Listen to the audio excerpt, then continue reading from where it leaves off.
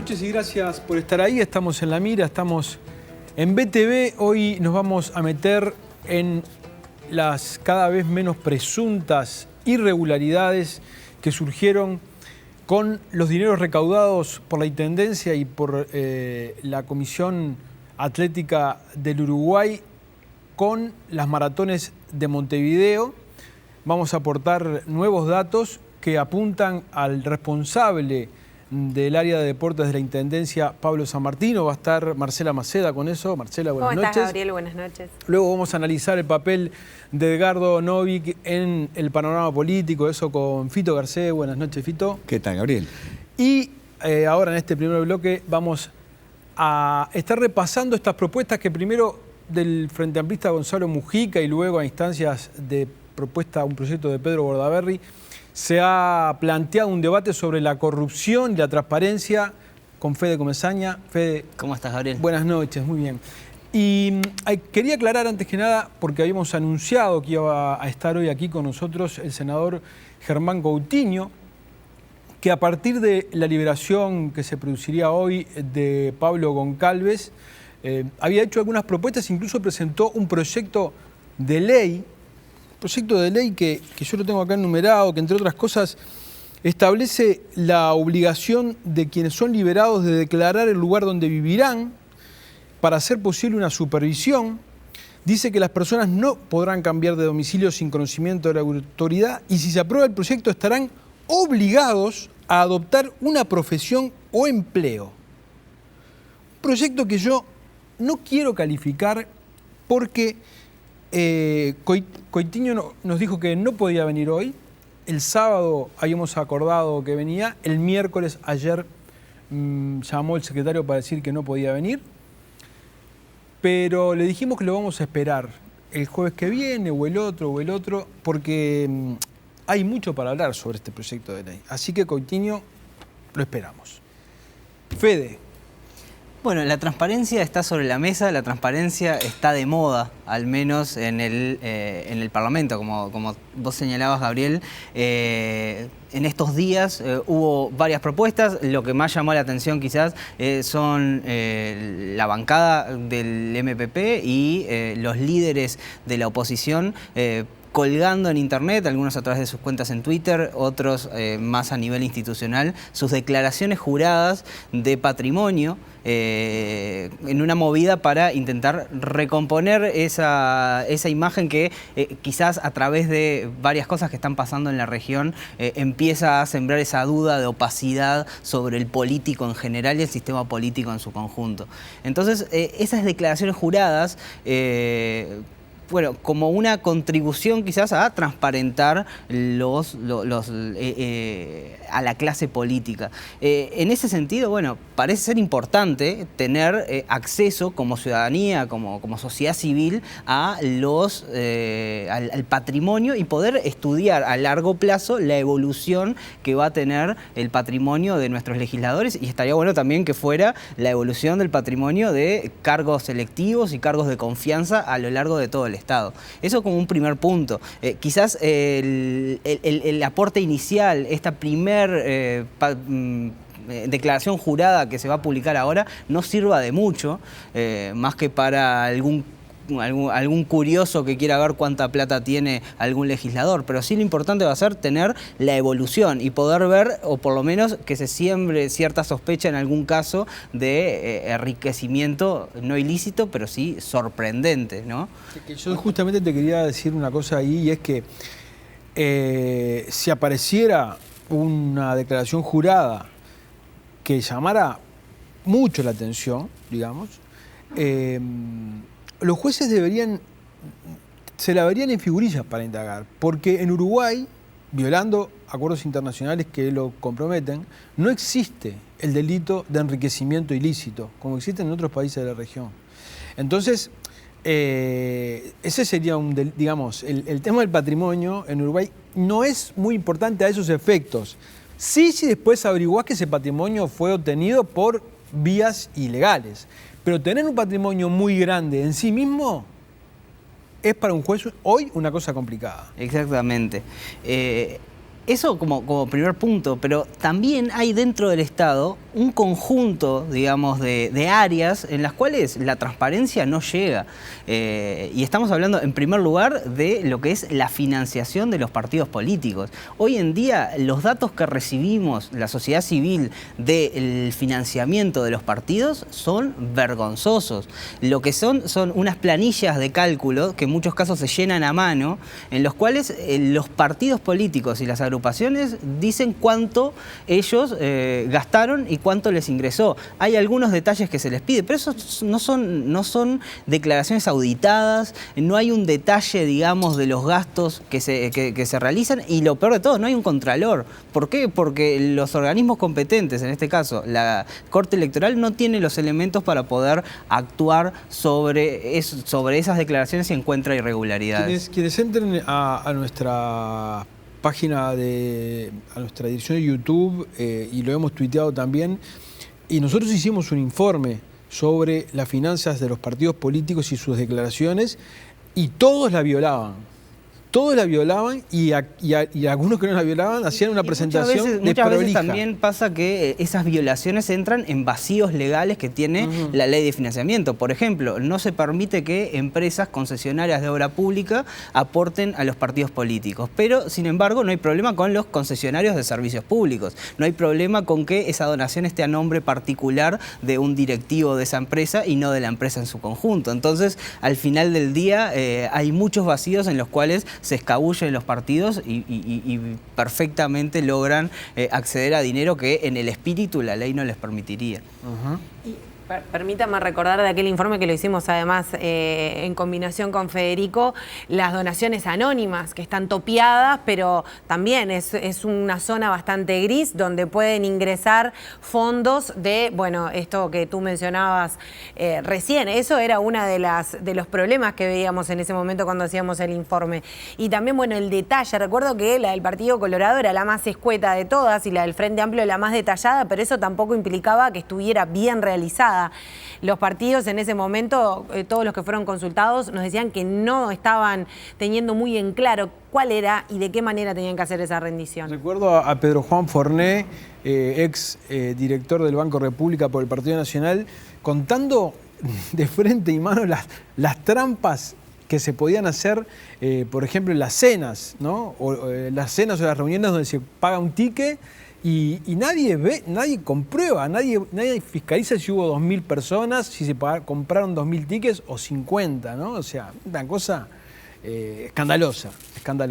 Otro punto a tener en cuenta en estos... Tú estás viendo cancha. Adelante. No.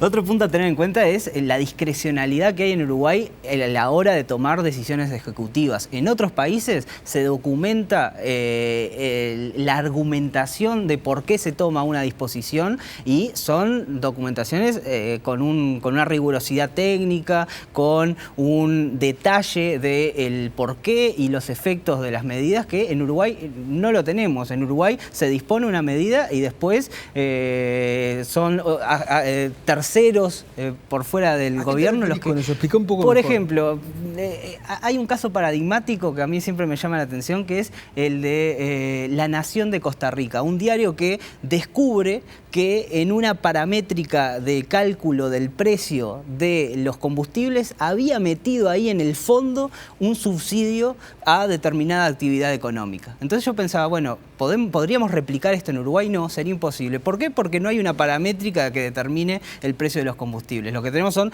dos variables de referencia nada más que no obligan a ANCAP en absolutamente nada. Y no hay una discusión tampoco de cuáles son los elementos que hacen que en un momento determinado el precio suba y baje. Sube y baja por disposición del Ministerio de Economía, del Poder Ejecutivo en general. Pero no está la información disponible que te permita tirar de la Entonces ahí tenemos utilización de distintos elementos como las tarifas públicas para cualquier política que poco tiene que ver con las empresas en conjunto, pero así a lo largo de todo el Estado. La información técnica que sustente una decisión política en Uruguay brilla por su ausencia. Y eso es una forma de opacidad. Y lo otro son las empresas públicas de derecho privado. Ahí sí tenemos un total vacío, digamos, de información, en la cual en muchos casos son empresas que utilizan disposiciones muy rígidas para evitar problemas de transparencia, para evitar que las contrataciones se manejen de forma dudosa. ¿Ejemplos? Sin embargo, bueno, en realidad en general se utilizan estos procedimientos, pero si no los utilizaran nosotros no podríamos enterarlos. ¿Por qué? No tenemos acceso a esa información. Y de hecho, organismos de contralor que están encima del Estado evitando que pasen estas cosas, que haya casos de corrupción o abusos de poder, bueno, en estas empresas hoy no corren esos controles. Sí, como, Entonces, como la Corporación Vial del Uruguay. Exactamente, o empresas que son propiedad de entes públicos, que rigen por derecho privado, sí, pero que son propiedad del Estado, sí, y por lo tanto están bajo la tutela de decisiones políticas. Bueno, yo estoy de acuerdo, falta transparencia, desde luego que falta transparencia, ¿no? Me voy a quedar, estoy de acuerdo con lo que dijiste. Quiero subrayar dos cosas, porque me parece que conducen a lo mismo. Tanto en el caso de las declaraciones juradas de los políticos, como en el caso del financiamiento de los partidos, bueno, hay información que necesita ser chequeada por alguien. A mí me encanta, me parece muy saludable que los dirigentes políticos pongan sus declaraciones juradas a disposición de todos nosotros. Pero me encantaría que alguien pudiera chequear que esa información sea correcta. Precisamos estar seguros que esa información es correcta. Lo mismo pasa con el financiamiento de los partidos. Vos decías muy bien, los partidos se informan. Ahora, la Corte Electoral no tiene cómo saber que esa información es exhaustiva, es completa y no es engañosa. Sí. Entonces, queda mucho camino para recorrer en la transparencia en los dos sentidos. Y los dos conducen al mismo punto, que es el punto de la capacidad institucional. Precisamos mayor capacidad institucional, tanto para asegurarnos que lo que declaran los políticos está bien, como para asegurarnos que lo que declaran los partidos está bien. Ahora, perdóname, Fito, porque a medida que ibas diciendo, yo iba pensando, ¿no? Está bien lo que vos decís, los políticos presentan, tiene una cuenta en Suiza. ¿Cómo sabemos? Yo qué sé, por eso. ¿Cómo sabemos? Sí. ¿No? O sea, habría que, no sé, habría que hacer una investigación. Y es un tema extraordinariamente sensible para la opinión pública. ¿Cómo se volvió Mujica una estrella en el mundo? Sí. ¿Cómo se volvió una estrella? Con la fama de presidente pobre. Sí. Porque la gente está aburrida de que los políticos roben. Entonces es extraordinariamente importante. Cuando digo la gente, no digo los uruguayos. Aunque no roben. Aunque no roben. Porque lo único que pide la gente, mirá, yo aprendí pocas cosas, algunas importantes, cuando hacía encuestas. Una de las cosas que aprendí es que la gente solamente le pide a los políticos dos cosas sencillísimas y dificilísimas, sabias. Primero le pide honestidad. Honestidad. Quiere estar tranquila de que el político no afana. Y segundo, la gente pide sensibilidad a sus problemas. Esos son los dos atributos. No les pide ni que sean sabios, ni que sean politólogos, por suerte, ni periodistas, ni nada, ¿no? Lo único que pide es no roben y escuchen. Nada más que eso. Entonces, bueno, el tema del dinero y la política es extraordinariamente importante y precisamos estar seguros que declaran la verdad. Yo no, precisa la ciudadanía en Uruguay y en todas partes del mundo. Ahora, yo estoy de acuerdo con todo lo que dijiste y enfatizo este punto, pero digo, en Uruguay tampoco es un desastre. El tema de la corrupción, a ver, la falta de transparencia conduce a corrupción. La pregunta que todos nos hacemos es, ¿hay mucha corrupción en Uruguay? Yo me cuento entre los que creen que hay poca corrupción en Uruguay y que hay mucho menos corrupción en Uruguay que en otras partes del mundo. Yo creo que es así. Y no lo creo yo. La encuesta de transparencia internacional, hay una gráfica la tenemos por ahí. Esta encuesta que se hace en todo 168 países del mundo. Acá tenemos solamente los 40 que están arriba en el ranking. También vimos la otra vez que estos indicadores a veces se hacen con información que se aporta que... Bien, pero esta es una encuesta que no refleja lo que piensa la opinión pública, que puede estar desinformada. Esto es una encuesta de élites. Es una encuesta a las personas que supuestamente están más informadas en cada país. En el lugar 21. Y no sé si ven por ahí, Uruguay está en el lugar 21, es el país que de acuerdo a esta medición, es el país más limpio, menos corrupto, más transparente de América Latina. Mejor que en Chile, en fin. La verdad es que cuando uno mira estos datos internacionales, estas comparaciones internacionales, tiene que celebrar estar en Uruguay. No estamos en un país muy corrupto, no estamos en un país opaco. Miren, en esa misma medición, Brasil está por allá abajo, Argentina está por allá abajo. No está tan mal hecha esa medición, ¿no? Ahora, ¿sabes una cosa, Fito? Yo, como periodista, he venido desde siempre sufriendo con que cuando uno va a un mostrador de una oficina pública a pedir una información que ya no solamente es de interés público, sino que es una información pública, lo que ya no te estoy hablando del jerarca político, el funcionario que está atrás del mostrador, lo primero que tiende a decir es no.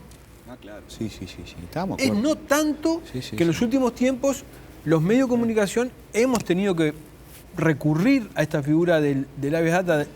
Una ley nueva. Una ley muy nueva, que antes no existía. Bien. Allí está la película sobre el Boston Globe que logra acceder a la información a través de un pedido de acceso a la información, ¿no? Hay que ir a través de la justicia porque los organismos se niegan. Y aún hoy, cuando se va a través de la justicia, hemos comprobado en el diario que se agarran de un pequeño error de forma para no responderte. Estoy de acuerdo contigo, pues ¿sabes qué? ¿Me perdonás una? Claro, querido. Un gran logro que tuvo el diario El País a través de esta vía fue para que secundaria diera, mira lo que estamos hablando, ¿no? Secreto de Estado, diera los datos sobre repetición en cada uno de los centros. Mirá de lo que estamos hablando. Está bien. Es tremendo. No, está bien. La oscuridad. Sí, está bien. ¿Sabes lo que pasa? Que simplemente tenemos que hacer el enorme esfuerzo todos de graduar la crítica. ¿Hasta qué punto está mal? Porque si perdemos de vista el lado bueno de vivir en Uruguay, tampoco ayudamos.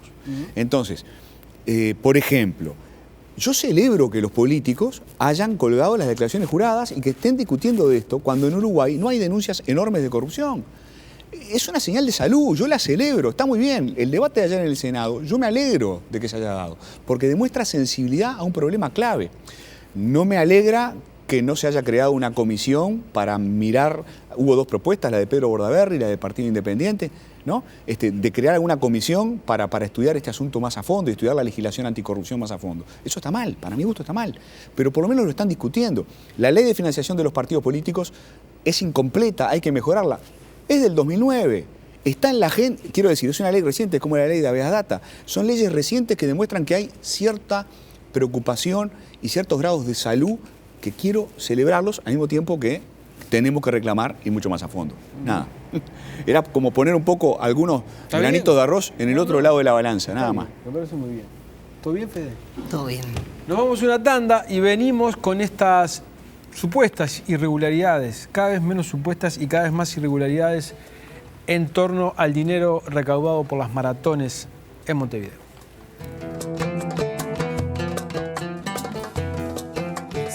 Pronto, el préstamo de los uruguayos. Jaume y Seré, lo que hoy nos representa, son los mismos valores que nos fundaron hace 60 años.